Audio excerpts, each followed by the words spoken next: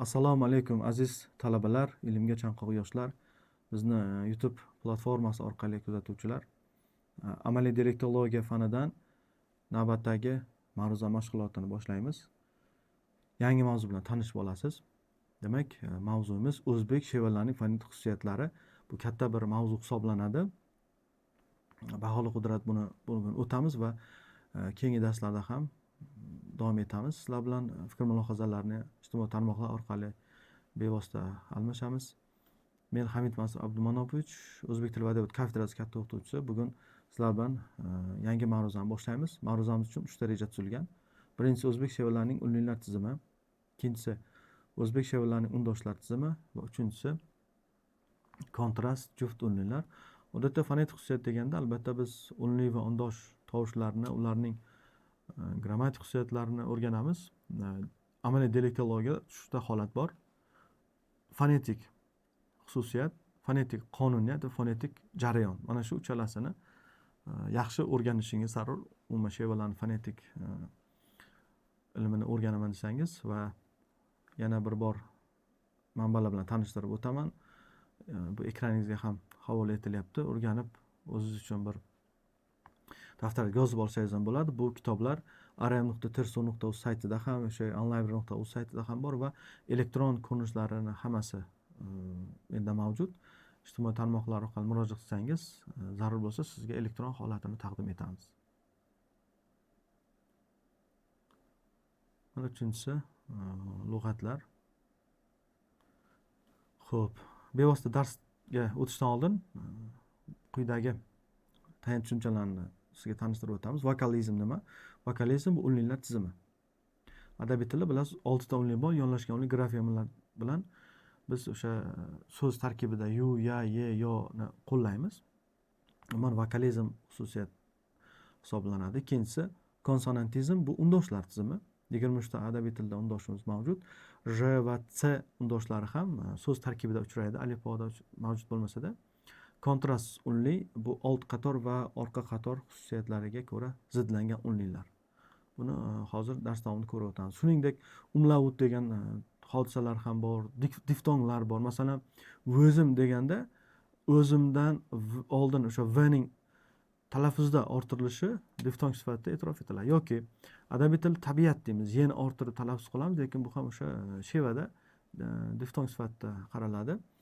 So'zning boshidan va o'rtasidan odatda o'sha tovushni orttirib talaffuz qilishimizga nisbatan aytilsa, umlaut esa o'sha so'zning o'zagiga tovush qo'yish natijasida tovush o'zgarishlari yuz berishi. Masalan, yoshni biz yasha deymiz. Yasha bu yoshdan hosil bo'lgan yoki sana sondan hosil bo'lgan, a qo'shilib sana bo'lgan. O aga aylanishi, o'zgarishi o'sha umlaut sifatida izohlanadi.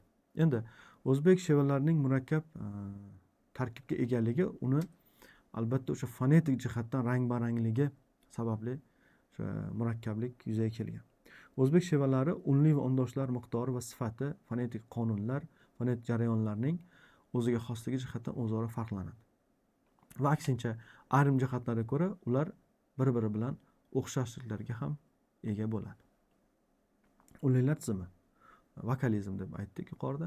O'zbek shevalaridagi unli tovushlarning miqdori va sifati munozarali masalalardan biridir. Chunki dialektologiyaga oid ishlarda unli fonemalar haqida fikr yuritilganda ularning miqdori 18 ta ekanligi e'tirof etiladi. Demak, ma'lumotlar ham berib o'tiladiki, ba'zi kitoblarda 16 tadir yoki 18 tadan ko'pdir. Asosan o'sha 18 ta ekanligi ko'p ilmiy o'sha shevaga oid bo'lgan manbalarda mavjud. Bu haqda yozilgan va o'sha aslida o'sha shevalar fonetikasi o'rganilganda ulardagi fonemalar emas, balki konkret aniq nutq tovushlari e'tiborga olinishi lozimligi uni qayd etish o'rinli bo'ladi. Statistikaga yuzlansak, Qarluq laqchasidagi dialekt va shevalarda jami 13 ta unli qo'llaniladi. Singarmonizmni yo'qotgan shevalarda 6-7 ta. Singarmonizmli shevalarda esa 11 ta unli qo'llaniladi. Toshkent dialektidagi shevalarda i, e, a, o, u. Samarqand shahar shevalarida i, e, a va a ning o'sha old qator orqa qatorligi, lablangan lablamagan xususiyati o va u unlilari iste'molda bo'lsa, Qo'qon, Marg'ilon, Chust, Qarshi, Sariyos kabi shevalarda a o'sha mana ko'ryapsiz yuqori qismida chiziqchasi bor unli bilan birgalikda adabiy tildagi a unlisi kabi mana shu hududlarda ham uchrashi izohlanadi. Qirg'izistonning O'sh, O'zgan, Jalolobod kabi shevalarda 8 ta i, e, u va uning yuqorida 2 nuqta bor holatdagi varianti, o va aning ko'ryapsizki 2 xil varianti. Tepa yuqori qismi chiziqcha bor va 2 nuqta bor holatdagi varianti. Olabuqa, Oqdam, Karavon shevalarida 7 ta i, e, u, aning 3 xil varianti ham mavjud va o unli tovushi mavjud. Endi mana shu sxemaga e'tibor berasiz. Shimoliy o'zbek shevalarida, ya'ni Turkiston, Shimkent, Sayramda 11 ta ekanligi mana biz alohida ko'rsatdikki, shu unlilarni tanishib olishingiz mumkin. O'sha mavjud bo'lgan 11 ta unli bilan Qipchoq va O'g'iz laqchalaridagi shevalarda ham 11 ta unli tovush qayd qilingan. Ularni jadvalga quyidagicha joylashtirish mumkin. Bu unlilar to'g'risida transkripsiya izohida to'liq ma'lumot berib o'tgan edik sizlarga. Mana ko'rishingiz mumkin, barcha unlilar mavjud va ularning variantivligi bilan variantdoshlar bilan ifodaladik. Sxemada mavjud. Bu Samuxan Shirboyevning ham darsligida ko'rsatilgan. Endi a unlisi yuqori chizig'i bor holati. A unlisining o'zbek tilida va o'zbek shevalarida paydo bo'lishi bilan bog'liq muhim fikrlar bilan tanishtirish lozim bo'ladi.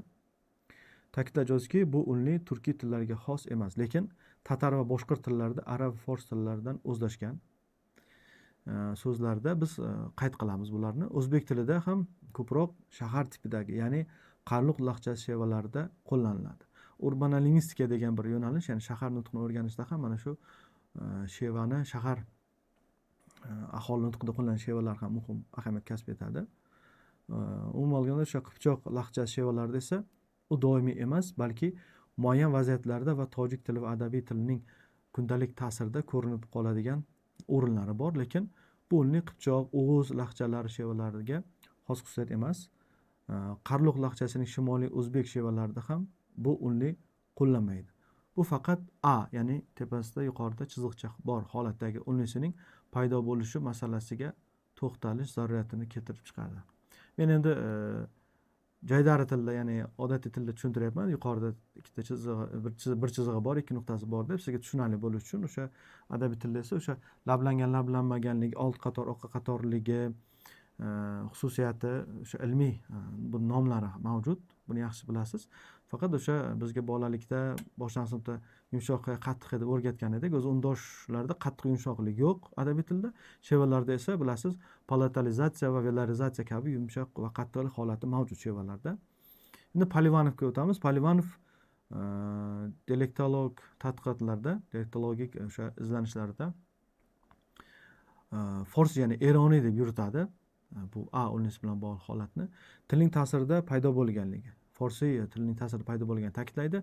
Abdurahmonov esa a ning o'sha yuqori chizig'i bor holatdagi unlisining paydo bo'lishini o'zbek tilida keyingi hodisa deb qaraydi, hamda bu unli shahar shevalarida lab undoshlari savzi yoki o'sha barsavuz va chuqur til orqa q, g, x undoshlari taraq, qilgan ta'sirida turkiy a unlisi o'rnida paydo bo'lgan deb hisoblaydi. Turkologlardan Hojiyev esa tojik shevalarining ta'siri bo'lishi kerak deb taxmin qiladi.